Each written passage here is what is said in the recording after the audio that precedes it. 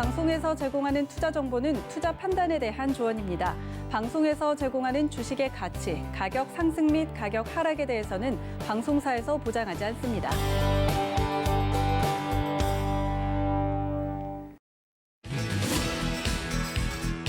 안녕하세요. 베스트 트레이딩맨 거래자들 진행의 도지은입니다. 내일 옵션 만기일과 또 설 연휴를 앞둔 우리 시장 오늘 같은 경우는 전강 후약의 모습을 보여줬습니다.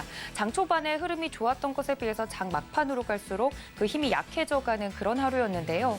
설날 연휴를 좀 앞두고 시장이 힘을 내지 못하고 있는 가운데 설 연휴 이후까지는 우리 시장을 어떻게 가늠해 볼 수 있을지 오늘도 시장 이야기부터 종목 이야기까지 나눠볼 테니까 채널 끝까지 고정 부탁드립니다. 또 본 방송에서 제공해 드릴 정보는 투자 판단에 대한 조언일 뿐 해당 주식의 가치나 수익률을 보장하고 있지는 않고요. 또 서울경제TV는 자본시장 통합법 준수하고 있습니다. 1:1 투자 상담과 유사 수신행위 등 모든 불법 사항을 엄중하게 금지하고 있다는 말씀까지 전해드리면서 베스트 트레이딩맨 거래자들 힘차게 출발합니다.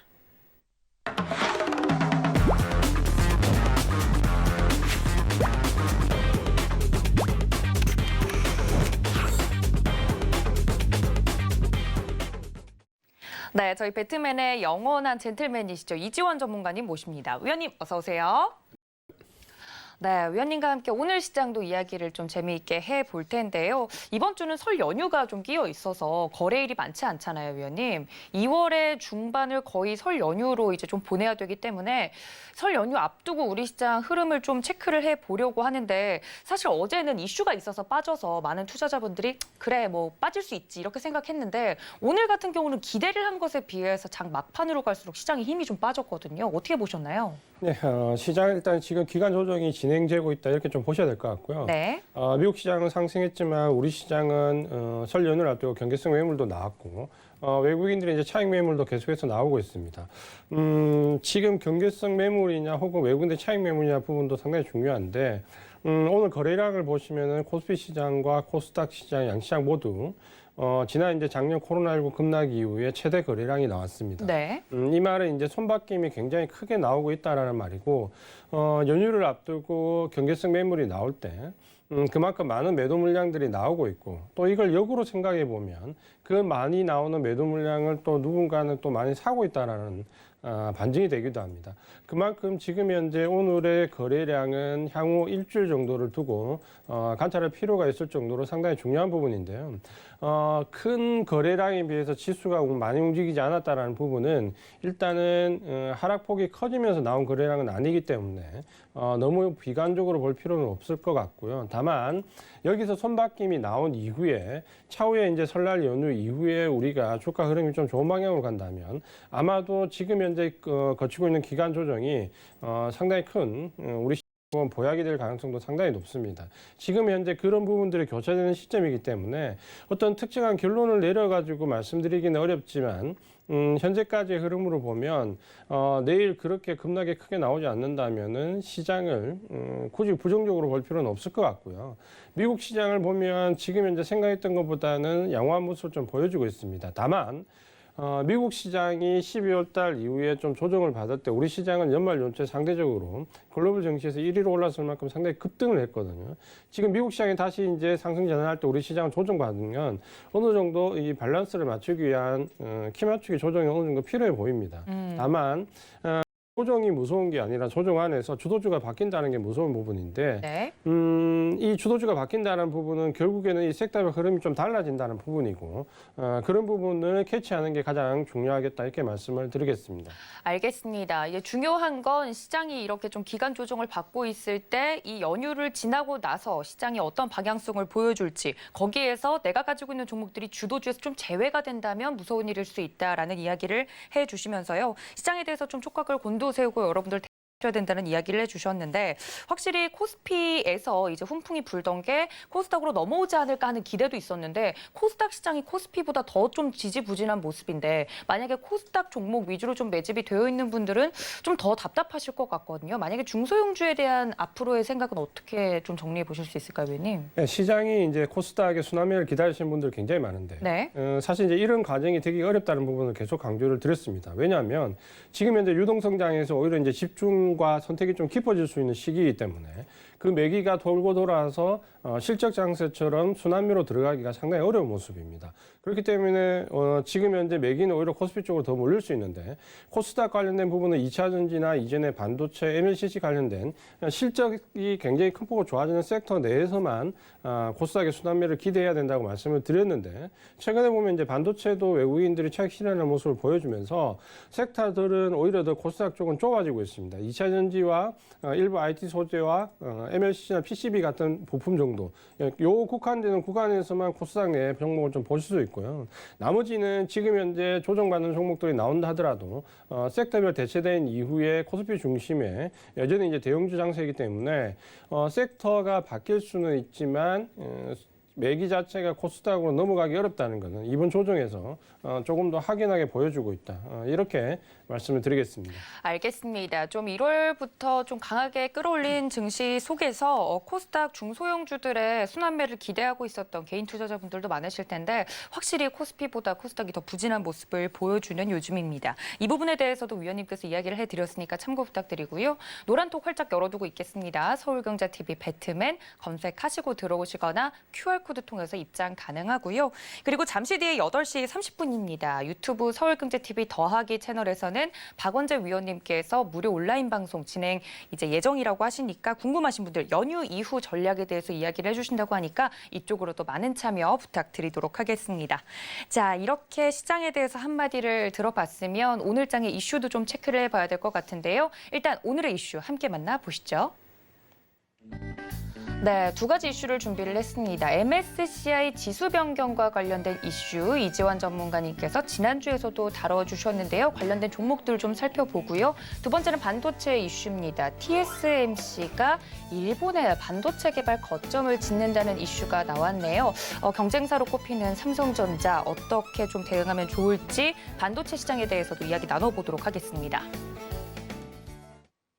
네, 첫 번째 이슈는 지난주에도 좀 다뤘던 이슈긴 합니다. MSCI 지수 편입이 되는 종목과 좀 반출이 되는 종목들 관련해서 흐름을 짚어보면 좋겠다라는 첫 번째 이슈인데 종목 이야기를 좀 하면 좋을 것 같습니다. 새롭게 편입되는 종목들을 위주로 좀 살펴보자면 이 종목들에 대해서는 앞으로 좀 주가 흐름이 변경이 될 것이 예상이 되는 게 패시브 자금이 들어올 예정이기 때문에 관련된 종목들에 대해서는 계속 언급이 되고 있습니다. 2월과 5월 나눠져 있는 종목들 중에 2월엔 녹십자, 특히 빅히트 이런 종목들 특히 개인 투자자분들이 많은 관심 가지고 계시고요. 5월에도 손꼽히는 종목들이 있는데 관련된 종목들에 대해서 어떻게 이 MSCI 편입 이슈를 좀 바라봐야 될지 개인 투자자 입장에서 좀 이야기를 해주시면 좋을 것 같아요, 위원님. 네, 지금 이제 지난주에서 말씀드렸는데 MSCI 그 리밸런싱이 2월 달에 있습니다. 그러니까 중반에 지금 어느 정도 발표가 되고 실제로 이제 2월 말에 이제 실행이 되는데 MSCI 같은 경우는 크게 보면 5월 달과 11월 달에 반기 조정이 있고요. 그다음에 2월 달과 그다음에 중간 5월 달에 8월 달에 그게 있죠. 8월 달과 2월 달에 분기 조정이 있고 네. 5월 달과 11월 달에 반기 조정이 있습니다. 이 차이가 뭐냐면 반기 조정 때는 대부분 종목 교체 수가 상당히 많이 늘어납니다. 반면에 2월 달과 8월 달 분기 조정 때는 종목 교체 수가 상당히 제한적입니다. 그 이유는 이제 MSCI의 정책적인 부분이 좀 뒤따라오는데 그렇게 본다면 지금 2월 달에 일단 종목이 크게 교체될 가능성은 그렇게 많이 높지 않다고 이렇게 보여지고 종목을 좀 관심을 가질 만한 종목은 녹십자가 이번에 편입되지 않겠냐라고 좀 보여지는데 최근에 녹십자의 주가 흐름이나 시가총액 흐름을 좀 보면 녹십자는 이번에 좀 유입될 가능성도 상당히 좀 있습니다. 그 외에 이제 최근에 얘기가 나오는 게 HMM이나 특히 이제 빅히트 같은 종목들이 상당히 주목을 좀 받고 있는데 대부분의 종목들은 아슬아슬하게 충족적으로 모질합니다. 아마 반기 조정이면 조금 모질하는 부분이 있어도 종목이 교체되는 예가 많이 있는데 조정 때는 조건에 미달되는 종목들이 교체되는 경우가 사실 거의 없습니다. 그렇게 본다면 이번에는 녹십자 정도만 좀 유입될 가능성이 크고 사실 이 지금 현재 종목의 교체보다도 더 중요한 게 결국에는 외국인들의 지금 현재 매도세가 굉장히 가파르게 이어지고 있기 때문에 외국인들의 자금의 흐름에 대해서 아마도 궁금해하실 부분이 더 클 수 있습니다. 네. MSCI 리밸런싱 경우 같은 경우 작년과 2020년도, 2019년도, 재작년까지 보시면 대부분 이 조정 기간에 우리나라는 유출되는 부분이 훨씬 더 컸습니다.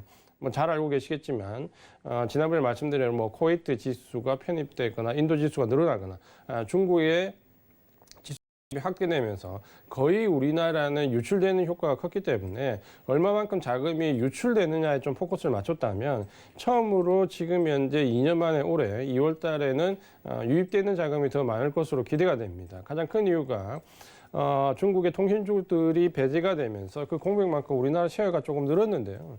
보통 이제 우리나라 MSCI 셰어는 13% 중반대에서 11% 중반대가 왔다 갔다 하는데 이번에는 유입되는 자금이 좀 많을 걸로 예상됩니다. 만약에 이제 이 유입되는 자금들이 있고 종목별로 교체되는 종목이 크지 않다면은 일단 기존 종목들 대형주 위주의 패시브 자금이 유입될 건데 아마도 이 부분이 우리 시장에서 좀 중요한 이유는 네. 이 패시브 자금들이 2월 말에 유입된다는 것을 인지한다면 대부분의 기관이나 외국인의 또 다른 액티브 자금들은 아마도 이 자금이 유입될 때까지 좀 기다리는 모습과 함께 유입되기 직전에 유입될 만한 종목들 위주로 매집을 들어가는 모습을 좀 보여줄 수 있습니다. 이 부분이 더 중요하게 좀 판단될 수 있고 그렇다면 지금 현재 조정 기간에서 우리나라 가 대부분 교체되고 있는 상황에서 그 자금이 유입되는 종목들이 경기 확장주나 혹은 소비재 관련된 종목들로 유입이 된다면 그쪽으로 액티브 자금들이 움직일 가능성이 크고 그렇다면 이제 시점을 좀 맞춰본다면 아마도 설 연휴가 지나고 난 다음 주부터 그 주가 지난 그 다음 주부터 아마도 이런 개별적인 자금이 유입될 수 있는 종목들, 액티브 자금들, 특히 기관 자금들도 유입이 될 걸로 예상이 되기 때문에 아마도 설 연휴 다음 지난 직후부터 해서는 새로운 주도주가 조금씩 움직일 가능성이 크다라는 전체적인 자금의 흐름 이동 상황을 놓고 이번 MSCI 리밸런싱은 좀 보는 관점이 필요하다. 이렇게 말씀을 드리겠습니다. 알겠습니다. MSCI 지수 이야기를 이제 해주시면서 반기 변경과 분기 변경이 나누어져 있는데 이번 분기 변경 같은 경우는 그렇게 종목들의 변화가 크지 않은 편이다라고 이야기를 해주시면서 대신 이 이슈를 자분들이 이해하실 때는 지금 우리 지수 같은 경우 좀 주도주의 흐름이 바뀌고 있는 이 상황에서 패시브 자금이 유입이 될 가능성이 큰 관련된 종목들에 대한 흐름도 좀 눈여겨보시는 것이 좋겠다라는 이야기로 정리를 해보셨습니다. 이 부분까지 여러분들 참고를 해주시면 좋을 것 같고요. 신규 편입 예상 종목들도 저희가 정리를 해서 이야기를 해드렸으니까 관련된 종목들도 여러분들 좀 눈여겨보시면 좋을 것 같습니다.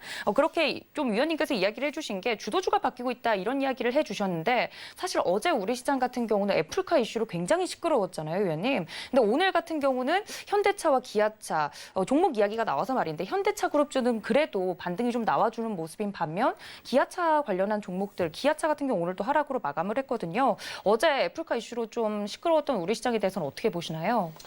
애플과 관련된 부분은 제가 연초에 현대자동차를 가능하면 좀 이익 실현 관점에서 보시라는 말씀을 드렸을 때 이미 그 현대차가 애플에서 받았던 오퍼는 작년도에 벤츠나 BMW가 다 받았던 오퍼입니다.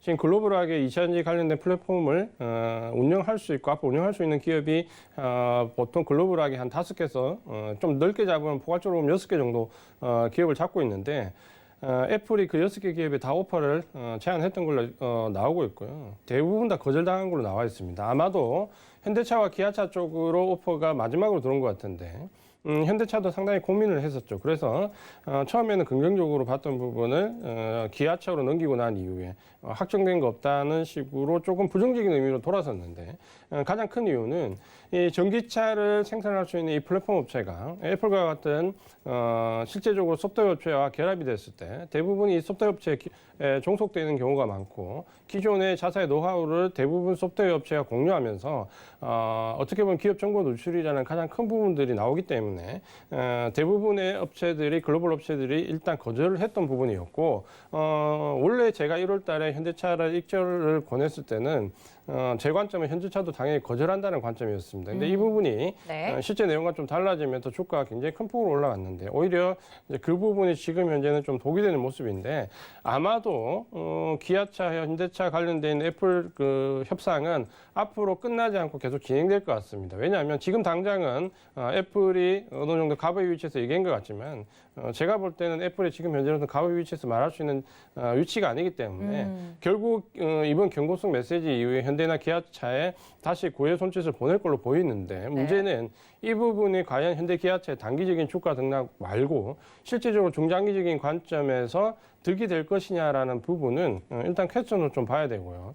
만약에 지금 현재 애플이 지금 전기차로 가는 부분과 제가 한 가지 투자 대안을 좀 드리면 LG전자가 지금 최근에 이 전기차 관련된 부분에서 상당히 연기가 나고 있다, 모락모락 연기가 나고 있다는 표현을 좀 드리고 싶은데 네. 애플이 전기차로 가는 부분보다는 LG전자가 자사의 지금 현재 보유하고 있는 계열사들 LG 이노텍이나 LG 디스플레이 등을 등에 업고 오히려 전기차로 가는 부분들이 더 현실적이다는 부분을 중장기적인 관점에서 한번 관심을 가지고 보실 필요가 있다고 말씀을 드리겠습니다. 네, 어제 우리 시장 애플카 이슈로 좀 뜨거웠는데 오늘 좀 그 향 정해진 느낌입니다. 현대그룹주들은 반등이 좀 나와준 반면에 기아차 같은 경우는 약보권에서 마감이 됐는데요. 오히려 이런 전기차에 관련된 기대감이 살아있는 분들이라면 LG전자를 조금 눈여겨보시는 게 어떨까라는 이야기를 해주셨습니다. 오늘 LG전자 같은 경우는 실제로 2.5% 긍정적인 흐름을 보여주기도 했는데요. 전기차 관련해서 올랐던 종목들이 굉장히 또 많기 때문에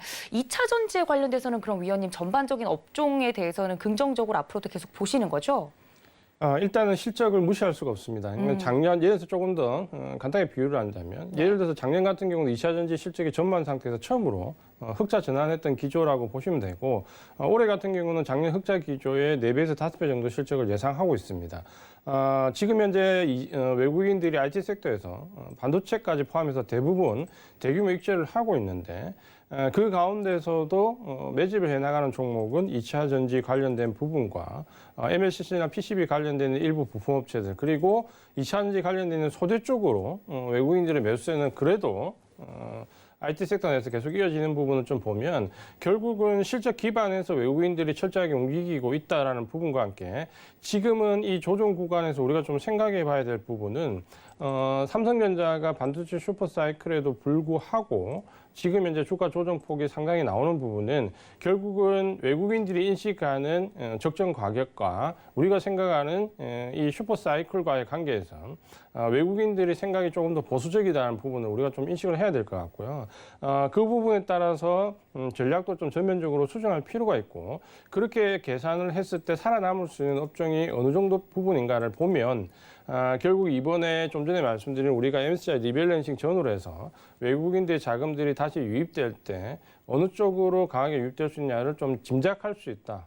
이렇게 말씀을 드리겠습니다. 알겠습니다. 전기차 이야기로 시작을 해서 또 2차 전지에 관련된 업종에 대해서 이제 미래에 대해서 좀 이야기를 해드렸는데 여러분들 참고가 되셨으면 좋겠고요. 다음 그 두 번째 이슈로 넘어가기 전에 또 배터리 이야기가 나와서 위원님과 함께 다뤘던 이슈 중에 LG 에너지 솔루션과 SK 이노베이션 소송 이슈를 저희가 또 다뤘었잖아요. 네, 현지 시간으로 내일이죠. 10날 최종 판결이 좀 날 예정이라는 이슈가 또 있어서 SK 이노베이션과 LG 에너지 솔루션의 주가에 대해서는 또 어떻게 보시는지 궁금한데 이 이슈가 완전히 소멸되면 괜찮아질까요, 위원님? 결국에 이제 이 부분은 어느 정도 조정에 대한 합의로 들어갈 부분이 필요한 부분이 그렇게 또 합의를 미국에서 어느 정도 유도를 좀 했었고 그렇게 될 가능성이 높았는데 마지막에 어떻게 보면 이 자존심 싸움이 좀 커지면서 이제 이 결국에는 이제 판결까지 가는 그런 결과가 나왔는데 네. 제가 봤을 때 이 어떠한 판결이 나오더라도 단기적인 이슈로 그칠 확률이 크고요. 예를 들어서 SK 이노베이션이 어떤 제재를 받는다라고 하거나 혹은 불리한 부분이 나온다고 하더라도 지금 현재 SK 이노베이션의 미국에 건설 중인 대규모 공장을 볼 때 미국에서 직권으로 이 부분을 말소시킬 가능성이 상당히 큽니다. 현실적으로는. 그렇게 본다면 이 부분 단기적인 어떤 결과에 대해서 너무 연연할 필요는 없을 것 같고요. 어떤 이제 자존심에 상처가 날 수 있겠지만 어떤 기업 내용적인 실질적인 부분에서의 큰 주가 영향을 미칠 부분은 없다라는 게 제 판단입니다. 알겠습니다. 현지 시간으로 10일이죠. LG 에너지 솔루션과 SK 이노베이션 배터리 소송 최종 판결이 나올 예정이라고 합니다. 이 이슈에 대해서도 위원님께서 짧게 언급을 해주셨네요. 마지막으로 제 욕심인데 빅히트를 마지막으로 좀 여쭤보고 싶네요. 한국거래소에 따르면 올해 들어서 9일까지 연기금이 빅히트를 가장 많이 순매수했다. 이런 대목이 나와서 MSCI에 이제 편입될 것으로 예상되는 종목 중에 빅히트가 있었잖아요, 위원님. 개인 투자자분들도 많은 관심을 가지고 있는 종목으로 알고 있는데 빅히트는 어떻게 보시나요?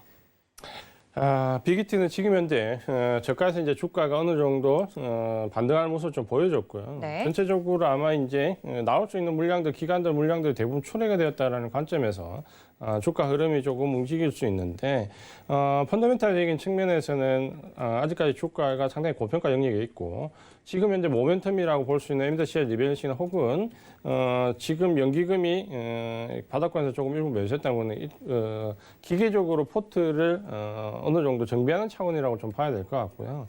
여기서 아마 빅히트가 MSCI 지수 편입된다 하더라도 이 패시브 자금으로 주가를 여기서 아마 더 끌어올릴 가능성은 별로 없습니다. 왜냐하면 패시브 자금 자체가 주가와 연동돼서 주가만큼 상승시키는 부분인데 지금 현재 고평가되어 있는 종목을 주가를 패시브 자금이 끌어올리지 않습니다. 예를 들어 뭐 액티브 자금이 들어와서 끌어올려야 되는데 지금 현재 빅히트는 그럴 가능성이 높지 않기 때문에 주가는 일단 제한적인 범위에서 움직일 수밖에 없다라고 생각하시는 게 좋을 것 같습니다. 네, 알겠습니다. MSCI 지수에 또 새로 편입이 될 종목으로 언급이 되는 빅히트까지 주가 흐름을 살펴봐 주셨습니다. 여러분 이 점까지 좀 참고를 해주시면 좋을 것 같네요.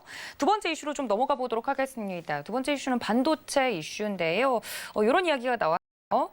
지난 또 간밤에 필라델피아 반도체 지수가 또 급등을 해서 오늘 관련된 종목들 좀 잘 가지 않을까라는 기대감 안고서 장이 출발한 것으로 알고 있는데 이것과는 별개로 세계 최대 반도체 파운드리 업체죠. 이제 대만의 TSMC가 장비와 소재 분야에서 일본에서 처음으로 이제 연구 개발의 거점을 구축하기로 했다라는 이슈가 나오면서 TSMC의 또 대항마로 불리는 삼성전자 같은 경우 이게 악재인가 호재인가 삼성전자에게 뭐 이런 이야기가 또 장중에 계속 나온 것 같아요. 위원님이 보시기에는 어떨까요? 네, 지금 현재 이제 대만의 TSMC가 너무 이제 공격적으로 나오면서 삼성전자가 사실 고전을 하고 있습니다. 지금 현재 이제 우리가 이 반도체 섹터를 놓고 삼성전자 주가를 가지고 좀 판단해 보면. 사실 미국에서는 지금 현재 반도체 지수 종목들이 마이크론 테크놀로지가 다시 이제 반등권에 들어와 있는데 문제는 우리나라는 지금 현재 오늘 SK하이닉스도 그렇고 삼성전자도 그렇고 후창으로 가면서 많이 밀리는 모습을 보여주는데 왜 이렇게 힘을 못 쓰냐라는 부분을 우리가 생각해 봤을 때 삼성전자가 8, 9, 10월달 조정받고 5만대 중반에서 지금 9만 5천 원까지, 9만 6,800원까지 상승을 했는데 주가 상승을 보면 거의 한 80% 정도 상승을 했습니다. 80% 가까운 상승을 했는데 반도체 슈퍼사이클을 놓고 지금 현재 주가가 어느 정도 올라갈 수 있냐라는 부분을 했을 때 우리가 생각하는 범위와 외국인이 생각하는 범위가 이번 조정 기간에 확연하게 차이가 난다는 것을 여실하게 좀 보여줬습니다. 그러니까 저도 이 부분에 대해서 조금 간과했던 부분이 있는데 결국 외국인들은 삼성전자가 지금 5만대 중반에서 9만 6,800원까지 거의 한 80% 상승한 부분은 어떻게 보면 올해 슈퍼사이클까지 전부 다 주가에 반영돼 있다라고 보는 경향이 상당히 이제 짙어졌습니다. 그렇다면 지금 현재 삼성전자가 직전 고점인 1월달 고점인 9만 6,800원을 넘어서 새로운 고점으로 형성되려면 이제 메모리 반도체 슈퍼사이클론은 상당히 부족하고 결국에는 지금 말씀드렸던 이 비메모리 파운드리와 관련된 쪽에서 뭔가 모멘텀이 강하게 일어야지만 삼성전자가 이제 직전 고점을 넘어갈 수 있다라는 가정이 생기는데 지금 외국인들은 왜 이렇게 반도체가 좋다라고 하는데 공격적으로 매도를 하느냐라고 보면 사실 지금 오늘 말씀드릴 내용이 상당히 많이 반영되어 있습니다. 뭐냐면 지금 현재 우리나라 2021년도에 글로벌하게 파운드리 쪽에 시스템 반도체 점유율을 보면 대만의 TSMC가 54%로 점유했습니다. 삼성전자가 17.4%로 점유율이 한 1.5% 떨어졌습니다. 19% 중반까지 갔다가 지금 이제 17% 초반대로 밀렸는데 사실 이 결과를 누구도 예측하지 못했습니다. 왜냐하면 작년부터 삼성전자가 계속해서 비메모리 반도체 2020년대 처음으로 메모리 반도체 투자액을 2배나 넘었으면서 공격적으로 투자를 했고 올해 평택 공장에서 이제 5나노가 본격적으로 생산이 될 예정이고 특히 작년에 비메모리 반도체 관련돼 있는 수주가 좀 이어지면서 삼성전자의 비메모리 반도체 관련된 부분에서 상당히 장밋빛으로 보았는데 문제는 이 대만의 TSMC가 이전에 메모리 반도체가 겪었던 과정을 알고 있기 때문에 오히려 삼성전자보다도 더 공격적인 투자를 지금 이어가고 있습니다. 삼성전자가 한 해 20조 원씩 비메모리 반도체 투자하는 부분은 대만의 TSMC가 30조 원 투자를 했고요. 최근에 미국의 대규모 공장에 이어서 일본에도 지금 공장을 공격적으로 건설한다고 나와 있는데 이 기술력의 격차가 지금 현재로서는 더 벌어지고 있는 부분이 상당히 우려스러운 부분이고요. 삼성전자가 작년에 퀄컴이나 인텔에서 수주했던 비메모리 반도체 부분은 대부분 10나노 이상, 14나노 같은 어떻게 보면 칩셋 정도의 수준이었고 우리가 잘 알고 있는 주요 뭐 GPU라든지 혹은 CPU 관련된 부분은 대부분 글로벌 업체들이 대만의 TSMC로 발주를 했습니다. 대만의 TSMC 발주 내역을 최근에 보면 5나노 관련된 발주를 상당히 많이 받았고 심지어 3나노 관련된 제품까지 선주문받는 모습을 보여주고 있는데 삼성전자가 대부분 발주받는 양이 14나노 위주라는 부분을 좀 보면 상당하게 발주 내용에서 상당히 큰 차이가 나고 있고 그 부분이 지금 현재 점유율이 오히려 좁혀질 줄 알았던 점유율이 더 크게 벌어지는 결과가 지금 나왔다 이렇게 좀 보셔야 될 것 같고요. 그런 부분 때문에 삼성전자의 주가가 지금 현재 1월 달 고점을 형성한 이후에 상당 기간 동안 그 고점을 넘어가기는 상당히 어려워 보입니다. 지금 현재 아마도 빨라야 7월 정도, 5월 이후에 7월 정도 돼야 삼성전자는 평택 공장 3단에서 시스템 반도체 5나노가 이제 본격적으로 생산 가능하게 되는데 대만의 TSMC는 이미 5나노를 공격적으로 주문을 받았고 3나노까지 지금 현재 선주문을 받고 있고 특히 미국이나 일본에 건설하려고 지금 예정되어 있는 공장들이 대부분 5나노급이기 때문에 삼성전자와 너무 격차가 많이 벌어져 있다.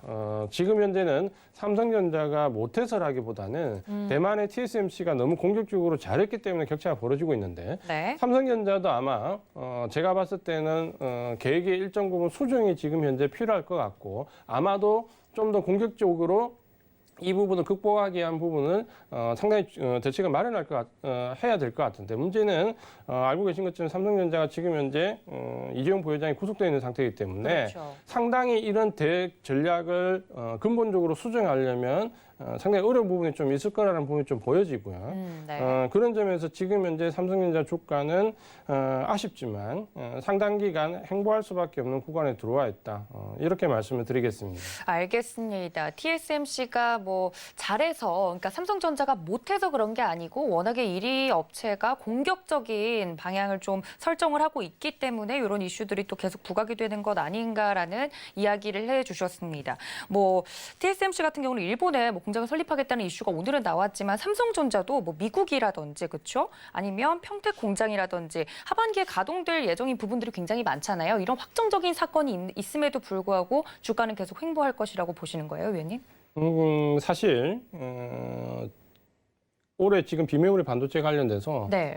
삼성의 점유율이 떨어졌다는 것은 사실 저는 좀 충격이었습니다. 당연히 그렇군요. 삼성전자 비메모리 반도체 관련된 부분에서 소폭이더라도 점유율이 조금씩 확장될 것으로 기대를 좀 하고 있었는데 점유율이 이 정도로 대만의 TSMC하고 더 벌어질 줄은 사실은 예상하지 좀 못했던 부분이고 특히 이제 삼성전자 같은 경우는 한 가지의 좀 어떤 원칙이 있습니다. 뭐냐면 가장 핵심적이고 가장 최신의 기술은 공장을 외국에 짓지 않습니다. 그러니까 대부분 국내에 네. 공장을 짓는다는 게 원칙이고 우리가 알고 있는 예를 든다면 뭐 오스틴 공장 같은 경우는 주로 14나노를 생산하고 있고 예를 든다면 메모리 반도체 같은 경우도 지금 중국에서 대규모 사안 쪽에 투자했던 부분은 전부 낸드 플래시 쪽입니다. 그러니까 핵심적인 부분은 국내 생산을 원칙으로 하고 있는데 이 부분이 또 한번 발목을 잡고 있다 이렇게 좀 보셔야 될 것 같고 왜냐하면 대만의 TSMC가 좀 전에 말씀드린 대로 일본이나 미국에 세운 공장은 5나노급으로 거의 최신 공장이거든요. 그러니까 이런 부분도 지금 현재 격차가 벌어지는데 상당한 일조를 좀 하고 있기 때문에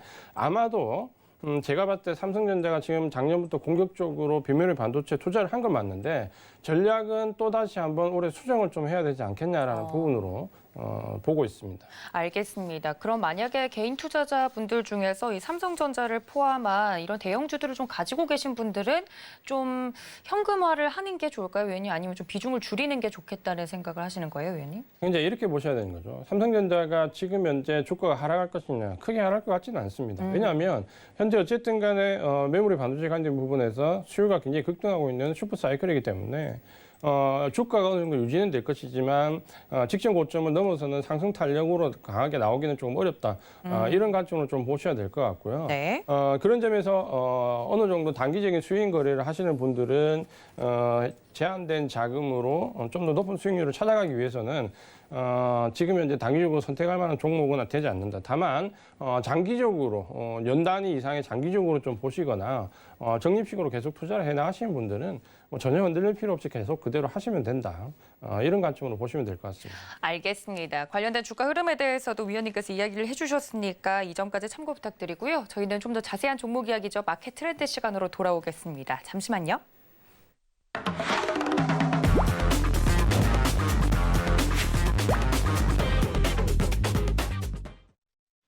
네, 오늘 장에서도 여러 가지 종목들, 업종들이 움직였습니다. 빠졌던 유통 관련된 그런 현대차라든지 기아차 관련된 종목들도 많이 올라와 주는 모습을 보여줬고 경기 민감주들도 흐름이 잡히는 모습이었는데 오늘 장에서 움직인 업종 어느 부분에 좀 위원님께서는 방점을 찍으셨을까요?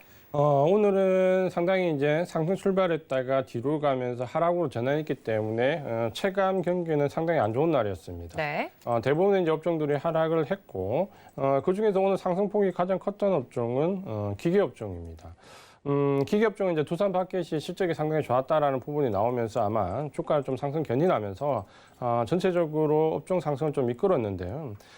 우리가 지금 현재 이 섹터 간의 변화를 좀 보면 어쨌든 작년 8, 9, 10월달 조정 이후에 우리 시장을 연말 연초에 가장 강하게 끌고 왔던 섹터는 누가 뭐래도 IT 섹터입니다. IT 섹터, 2차 전지, 반도체, MLCC 같은 그런 섹터들이 가장 강하게 이끌었고 이 IT 섹터와 또 11월 미국 대선 이후에 운송 장비 업종들이 크게 올랐고 여기에 철강 같은 업종들이 같이 연관이 되면서 IT 섹터와 운송 장비, 철강 같은 선제적인 업체 섹터들이 굉장히 지금은 이제 상황이 완전히 역전되고 있습니다. 그동안 많이 올랐던 IT 섹터와 운송 장비, 철강 업종들이 상당히 큰 폭으로 조정을 받고 있고 오히려 경기 확장주 중에서 그동안 먼저 올라서 조정을 받아 이제 못 올랐던 예를 들면 화학 업종이나 기계 업종이나 건설 업종 같은 경우가 지금 이제 주가 흐름이 상당히 양호하게 나오고 있고 여기에 소비재 관련돼 있는 쪽들 뭐 원심료 뭐 화장품이나 뭐 건강기능식품이나 이런 쪽으로 주가 탄력이 상당히 좋게 나오고 있습니다.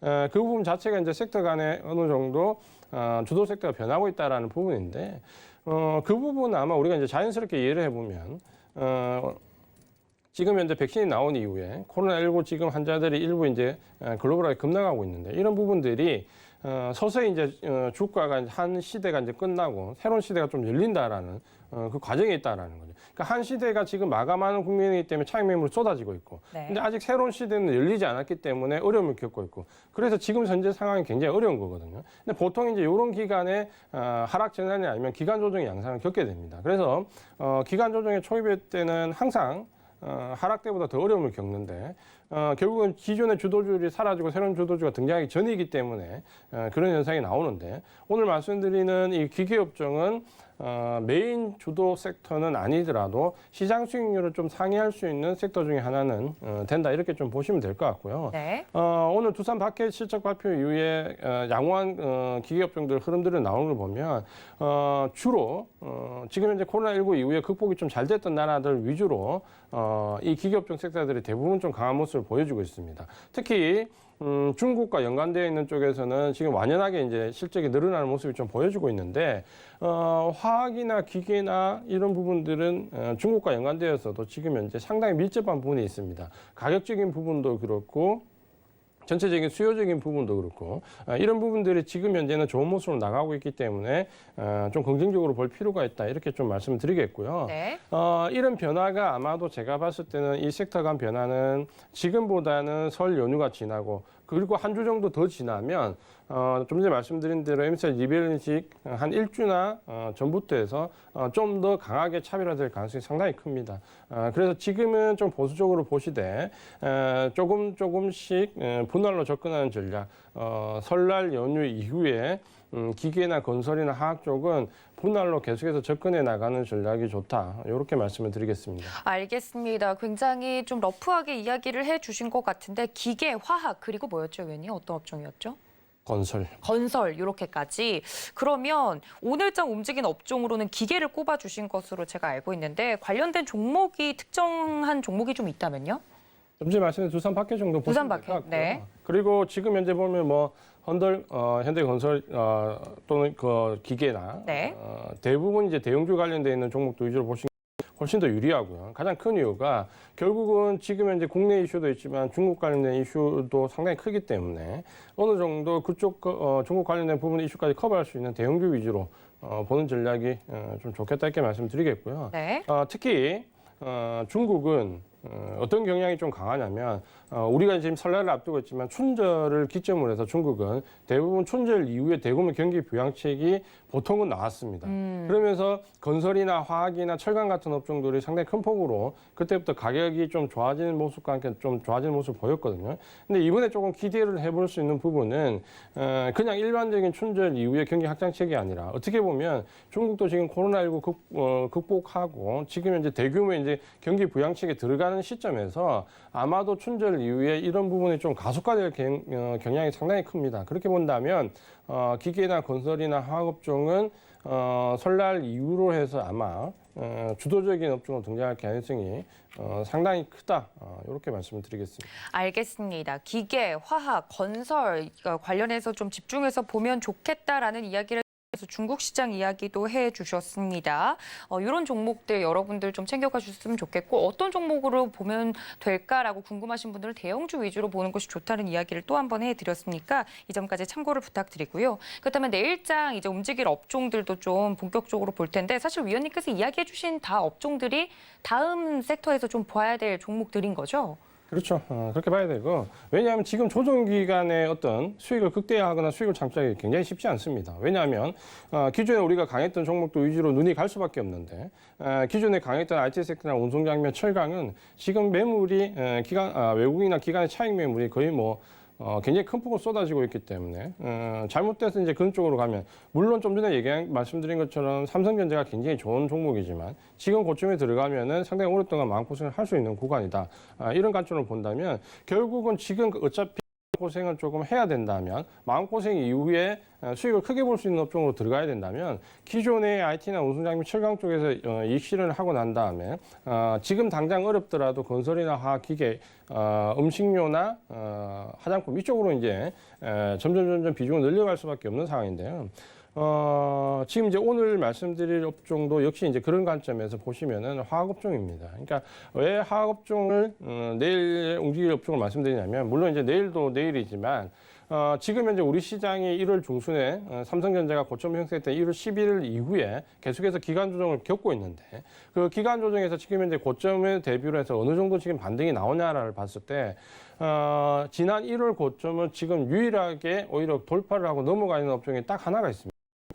그게 화학업종입니다. 그러니까 왜 화학업종이 지금 현재 모든 섹터들 중에서 가장 강하다는 부분을 본다면 사실 화학업종은 그동안 굉장히 중국 업체와의 저가 경쟁에서 상당히 어려움을 겪었는데 두 가지 이제 돌파구가 생겼죠. 한 가지는 이미 올해 작년부터 굉장히 가속화됐던 IT 소재 관련돼 있는 화학업종들이 굉장히 큰 폭으로 주가 상승을 이끌어왔습니다. 그러면서 화학업종의 반등을 좀 이끌었는데 최근에는 이 IT 소재와 관련된 부분뿐만 아니라 우리가 잘 알고 있는 전통적인 석유화학업종들이 상당히 주가 흐름이 좋습니다. 그러니까 왜 이렇게 좋냐라고 봤을 때 첫 번째는 실적이 그만큼 지난 4분기부터 급격히 좋아지고 있는데 가장 큰 이유가 실적이 좋아졌던 부분은 제품 가격이 어느 정도 인상이 지금 현재 이루어지고 있다는 부분입니다.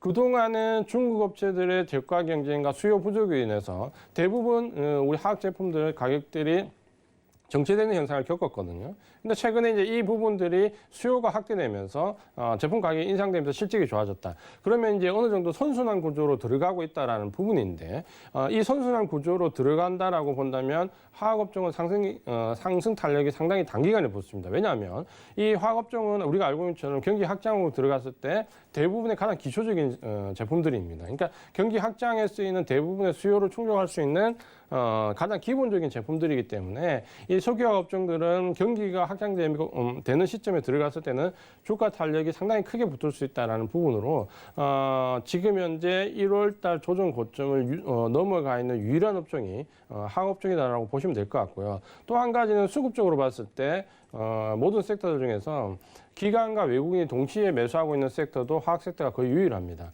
그러니까 대부분 차익 매물에 의해서 지금 움직인다면 화학 섹터는 수급이나 펀더멘털 상으로 지금 현재 굉장히 좋은 모습이다. 이렇게 말씀을 드리겠습니다. 알겠습니다. 화학업종에 대한 전망까지 이야기를 해드렸으니까 참고 부탁드리고요. 여러분들 노란톡 활짝 열어두고 있겠습니다. 서울경제TV 배트맨 검색하시고 들어오시거나 QR코드 통해서 입장 가능하니까 많은 참여 부탁드리겠습니다. 그리고 현재 8시 30분이 지났죠. 저희 박원재 위원님께서 서울경제TV 더하기 채널에서 현재 무료 온라인 방송 오픈을 하셨다고 하니까 이쪽으로 들어오셔서 설날 이후의 전략까지 챙겨가 주시면 좋을 것 같습니다. 자, 마켓 트렌드 여기서 좀 마무리를 짓고요. 저희는 베스트 스탁 시간으로 돌아오겠습니다. 잠시만요.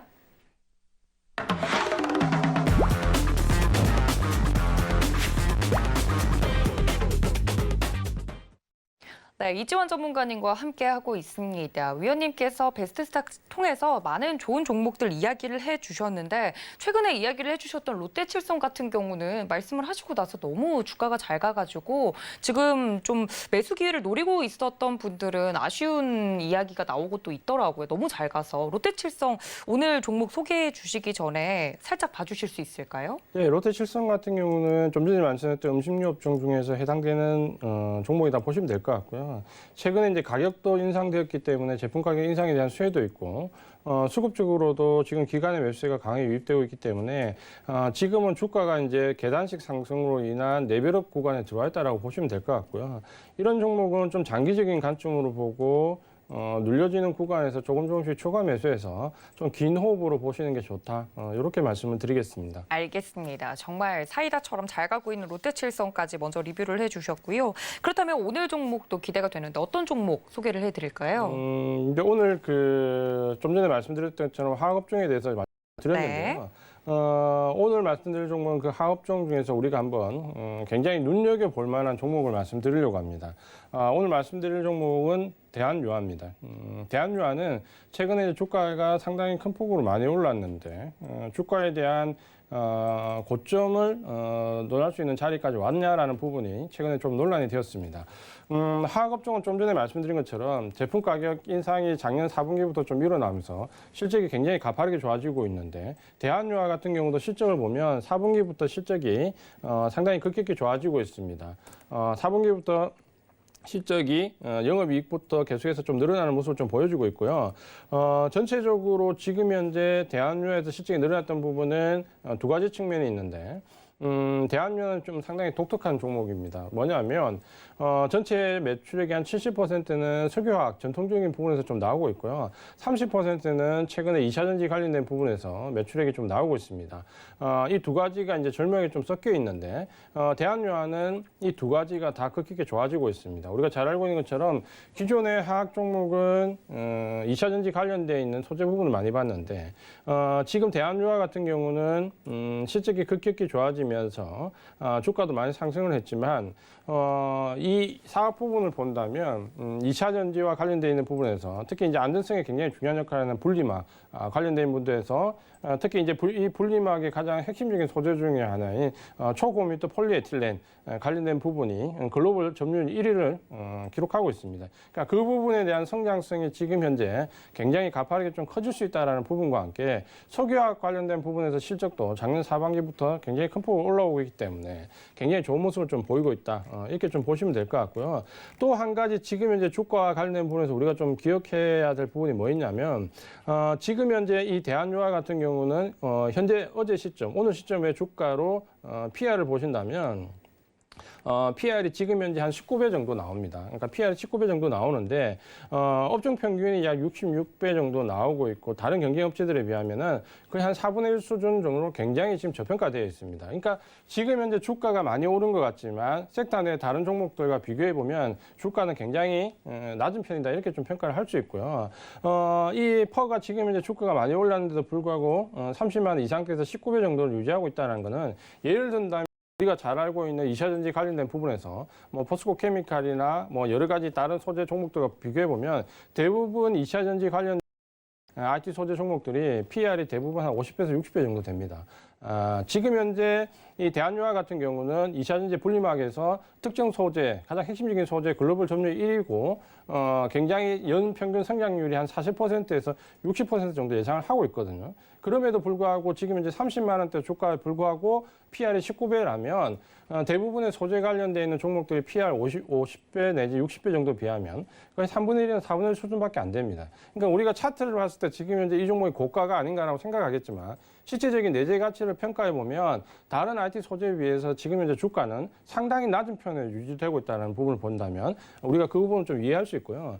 그렇기 때문에 지금 현재 그 수급적으로 지금 현재 대한유화를 좀 보면 최근에 1개월 동안 외국이나 기관들이 굉장히 1월 11일에 공격적으로 매도하면서 대부분의 관련된 종목들이 매도를 지금 기록하고 있는데 대한유화 같은 경우는 몇 안 되는 외국인과 기관의 쌍끌이 매수 종목입니다. 최근 1개월 동안 외국인이 한 15만 주 정도 매수를 했고요. 기관도 한 4만 주 정도 매수하면서 특히 이제 기관 같은 경우는 투신권에서 계속해서 매수하고 외국인이 매수하면서 수급적으로 상당히 좋은 모습을 좀 보여주고 있고요. 최근 한 3개월 정도 놓고 보면 40만 주 이상 외국인들이 지속적으로 매수하면서 이 종목이 지금 현재 차트상으로 고점권을 보이지만 내재 가치로 봤을 때는 아직까지 상당히 싼 편이기 때문에 외국인들의 공격적인 매수는 제가 봤을 때 계속해서 이어질 개연성이 상당히 크다라고 보여집니다. 또 한 가지는 대한유화 같은 경우는 지금 현재 공매도 관련되어 있는 부분들을 본다면 우리가 지금 현재 외국인들의 매수세가 공매도 환매와 연관되어 있는 부분이 아닌가라는 합리적 의심을 좀 해봐야 되는데 대한유화 같은 경우는 지금 현재 대차장구가 5만 3천 주밖에 안 됩니다. 그러니까 대차장구가 5만 3천 주라면 공매도는 거의 없다고 봐야 되는 거거든요. 그러면 지금 현재 외국인들이 공격적으로 매수에 들어가는 부분들은 공매도 환매와 전혀 연관되어 있지 않은 순수하게 주가 레벨을 위해서 지금 들어와 있는 부분이다라고 보시면은 펀더멘탈이 지금 현재 이 정도로 좋아지고 있고 수급적으로 외인과 기관의 쌍끌이 매수가 유입되고 있고 가격적인 측면에서 지금 현재 다른 섹터의 다른 종목들에 비해서 상당히 낮은 수준을 유지하고 있다라는 부분에서 긍정적으로 봐도 될 것 같습니다. 지금 현재 아마 이제 기술적인 부분으로 대한유화를 어느 정도 평가를 해야 되냐 굉장히 지금 현재 헷갈리실 건데 지금 현재 보시면은 기술적인 부분을 보면 1차 급등 이후에 지금 조정을 줬고요. 2차 급등 이후에 시장에 조정이 들어가면서 지금 현재 기간 조정 양상을 좀 줬습니다. 지금 현재 이제 주가가 다시 살짝 고개를 좀 들고 있는 부분인데 우리가 이 수급적인 측면에서 본다면 이 1차 상승 구간에서 외국인들이 대량으로 매수를 했고요. 1차 조정받는 구간에서 기간의 차익 매물들을 여기서 역시 외국인들이 대량으로 받았습니다.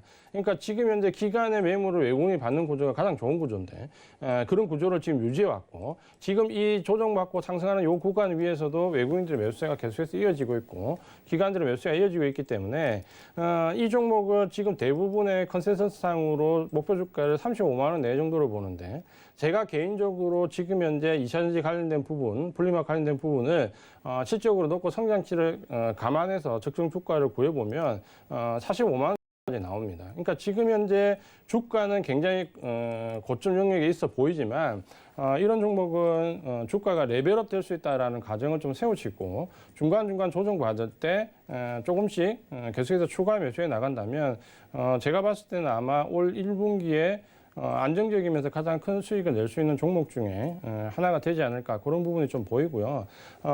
우리가 지금 현재 이 섹터 간의 변화를 제가 조금 더 눈치를 채셔야 된다고 말씀드렸는데 화학 섹터가 지금 현재 유일하게 1월달 고점을 넘어가 있는 섹터고 화학 섹터가 유일하게 기관과 외국인의 수급이 동시에 매수가 들어오는 섹터입니다. 그렇다면 이 대한유화가 속해 있는 이 섹터 자체가 지금 현재 주도 섹터에 들어올 가능성이 1분기에 굉장히 높다라고 좀 보시면 될 것 같고요.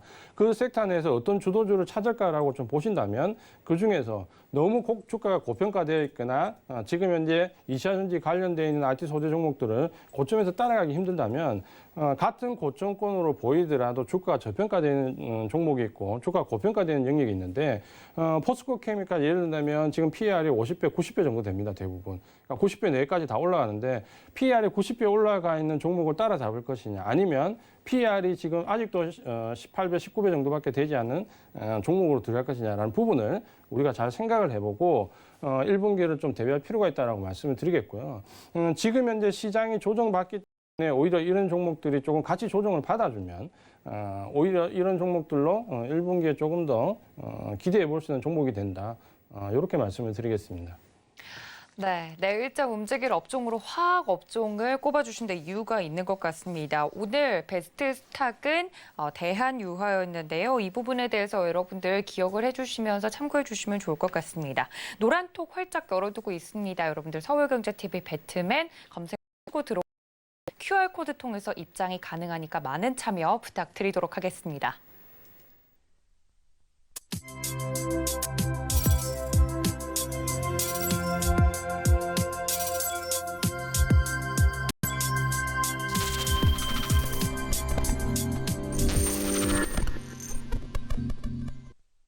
네, 이렇게 오늘도 시장 이야기부터 종목 이야기까지 꼼꼼하게 살펴주신 저희 이지환 전문가님께 감사 인사드리겠습니다. 위원님 고맙습니다. 그렇습니다.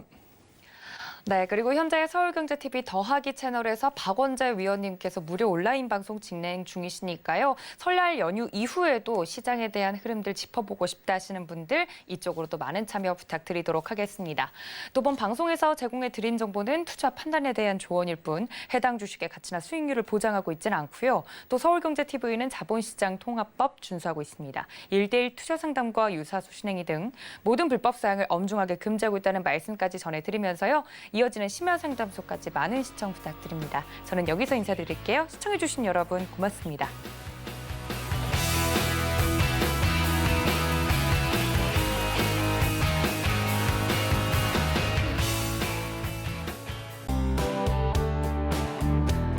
본 방송에서 제공하는 투자 정보는 투자 판단에 대한 조언입니다. 방송에서 제공하는 주식의 가치, 가격 상승 및 가격 하락에 대해서는 방송사에서 보장하지 않습니다.